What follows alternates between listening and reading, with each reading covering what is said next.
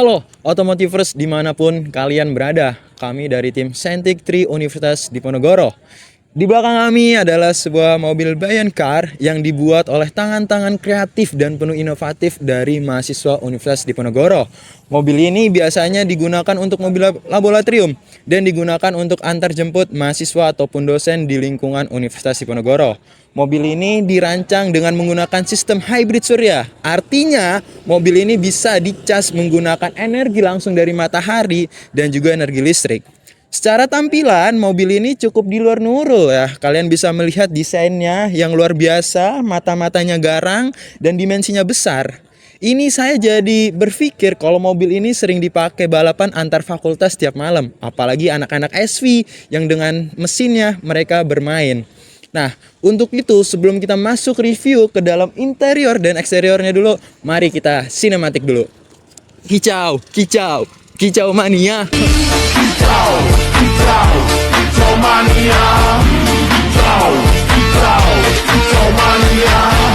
Kicau, kicau, kicau mania. Kicau, kicau, kicau mania. Poldanga, dikas poldanga, danga. Manoku siap nembak, poin kurang ke oya. Naik kopiah, dia setelan, miskas poldanga. Murai ku mengangguk, aku yang nebobot onima. Oke, Automotivers, gimana nih? Estetik nggak? Nah, gak usah lama-lama dah. Kita langsung aja bahas ke dalam desain eksteriornya. Nah, yang pertama, mobil ini sudah dilengkapi logo. Logo ini berbentuk V yang artinya vokasi. Di atas logo, ini ada wiper yang digunakan ketika sedang terjadi turun hujan. Tentunya untuk memudahkan pengemudi untuk melihat jalan-jalan yang ada di depannya. Nah, kita masuk ke dalam bawahnya dari logo.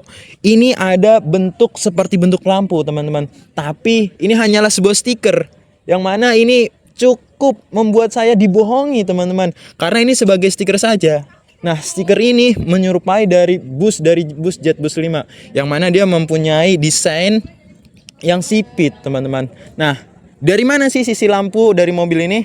Sisi lampu dari mobil ini digunakan pada bawah ini. Lampu ini menggunakan bilight fog lamp tembak, yang mana cahayanya udah nggak usah diraguin banget, teman-teman. Nah, cahayanya sangat terang. Apabila kalian di dalam rektorat kegelapan, kalian pakai nih bilight ini, niscaya kegelapan akan minder nih, teman-teman. Nah, selain itu, lampu ini juga sudah dilengkapi oleh sen yang ada di atasnya. Di atasnya berbarengan dengan lampu variasi, bisa dinyalakan lampu merah, kuning, hijau. Tapi ketika sen dinyalakan, udah otomatis pastinya warnanya akan kuning, teman-teman. Oke, pemirsa, sekarang kita bergeser nih ke samping nih. Nah, di sini dia sudah menggunakan ban dengan ring 15, yang mana ban ini cukup populer di Indonesia. Jadi ketika mencari spare part itu sudah aman. Ya, gampang aja nyarinya. Kemudian velgnya dia menggunakan dari aluminium alloy, yang mana ini velgnya juga cukup kuat untuk menampung beban-beban mereka yang naik lah, bukan beban dosa ya. Nah, di atas dari ban ini sudah dilengkapi dengan spion. Spion ini saya rasa diambil dari spion bekas bus. Sebenarnya bagus, tapi dengan ukuran yang sebesar ini akan merusak estetik kalau menurut saya. Dan juga mobil ini sudah ditumpang oleh sasis leader frame gantung, yang mana sasis ini cukup kuat ya. Apalagi juga dipakai mobil-mobil Fortuner, Pajero. Tapi kelemahannya adalah sasis ini lumayan berat, teman-teman.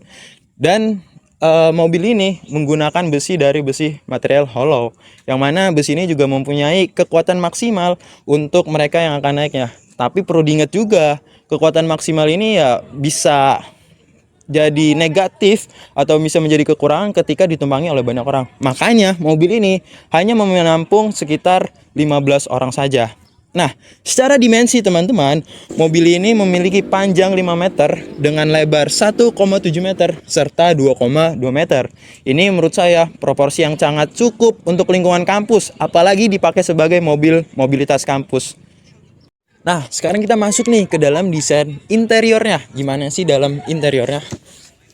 Nah, bisa lihat, teman-teman.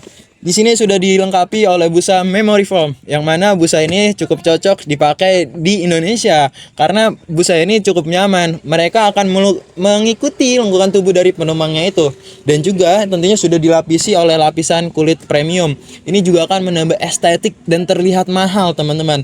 Selain itu, kalian juga bisa melihat bahwa di sini ada desain-desain seperti kayu. Tentunya ini bukan kayu, tapi lagi-lagi ini hanyalah sebuah stiker yang dimodifikasi sedemikian rupa untuk menghasilkan estetika-estetika yang ada. Nah, mobil ini memiliki muatan hingga 15 orang. Nah, bayangkan teman-teman, 15 orang setara dengan satu tim futsal beserta pemain penggantinya beserta manajemennya. Kapasitas yang oke bukan? Nah, untuk itu saya rasa mobil ini memang cukup luar biasa. Oke teman-teman, jadi kita akan masuk ke bagian yang kita tunggu-tunggu, yaitu review tentang transmisi dan sistem suspensi pada mobil ini. Jadi transmisi mobil ini menggunakan transmisi matic, emang cukup mudah dioperasikan di sekitaran kampus, jadi enak. Terus untuk sistem suspensinya, yang depan menggunakan McPherson, yang McPherson sendiri memiliki kelebihan yaitu emang cukup meredam saat guncangan-guncangan di beberapa medan jalan tertentu. Tapi emang McPherson sendiri agak keras digunakan di supir ya. Terus untuk suspensi belakang itu menggunakan coil spring. Jadi memang empuk teman-teman. Jadi kalau penumpang yang di belakang itu kalau ada medan jalan yang emang agak banyak guncangan itu emang agak empuk. Jadi cukup nyaman buat para penumpang yang ada di belakang. Oke, kita mulai merasakan mobil ini ya, mencoba menyetir dan melihat performa dari mobil ini. Oke, kita coba setirnya. Lumayan berat untuk setir. Terus kita coba rem. Keras juga remnya. Kita coba performa dari mobil ini, kecepatannya. Wow, bagus. Terus saya penasaran dengan klakson dari mobil ini. Kita coba klaksonnya. Wow, ternyata udah kayak klakson bis. Lumayan kenceng, cukup mengagetkan bagi orang yang diklakson ya. Oke guys, kita akan melanjutkan mereview pada mobil ini, yaitu mereview kelistrikan pada mobil ini. Yaitu yang pertama komponennya adalah baterai. Baterai ini menggunakan baterai tipe LiPo 04 berkapasitas 72 volt 200 Ah. Baterai ini memiliki kelebihan yaitu dia tidak mudah panas dan umurnya cukup lumayan panjang. Tetapi baterai ini memiliki kekurangan juga, yaitu dia lebih berat pada baterai umumnya serta memiliki harga yang lebih mahal. Baterai ini dilengkapi dengan sistem yaitu BMS, yaitu Battery Management System. Dia berfungsi sebagai cut off atau memutuskan arus dari kelistrikan tersebut. Jadi kalau kelistrikannya berlebih, dia otomatis akan memutuskan. Selanjutnya kita mereview tentang controller atau otak dari mobil ini. Berfungsi sebagai mematikan atau off-kan pada sistem kelistrikan pada mobil ini, yaitu lampu, klakson, speedo, dan sistem penggeraknya. Nah, di sini adalah sistem penggerak pada mobil ini, yaitu motor BLDC yang berfungsi menggerakkan gardan lalu dilanjutkan ke roda sehingga mobil ini bisa bergerak atau berjalan. Di atas ini terdapat fitur hybrid panel surya, sehingga di saat mobil ini berjalan di bawah terik matahari atau redup, mobil ini secara otomatis dapat menyuplai baterai utama, yaitu melalui panel surya ini, kemudian menuju ke controller, kemudian baru ke baterai utama. Tetapi saya melihat adanya space di samping panel surya ini. Apakah kegunaannya untuk berenang? Saya juga tidak tahu. Atau mungkin salah pembelian panel surya, atau salah ukuran tempat panel surya. Tapi di balik itu semua, panel surya ini adalah inovasi berkelanjutan yang sangat berdampak baik bagi lingkungan, yaitu dapat mengurangi emisi karbon yang signifikan.